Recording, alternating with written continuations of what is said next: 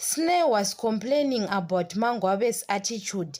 Sneh was at Mangwabe's house, opened the fridge and took a burger without asking Mangwabe. Mangwabe got upset. Why Sneh she is doing the kind of the thing without asking me? Sneh have to know that things she was used to do at Macele's house, Makumalo's house, she is not doing at Mangwabe and Mayeni's house.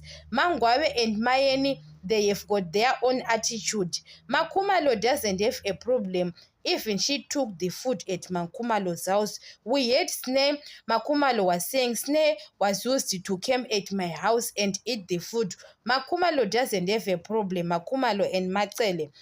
But she have to know that her father got married to 4 wives. Those 4 wives, they are not loving her the same way she is expecting her to love her. If Macele loves her with 70%, she doesn't expect Mangwabe to love her the same percentage. Maybe Mangwabe loves Sneh with 10% because it's not her child. So you have to accept those things, that Mangwabe is not comfortable, because Mangwabe, when she saw Sneh, sometimes she is seeing a stranger because it's not her child.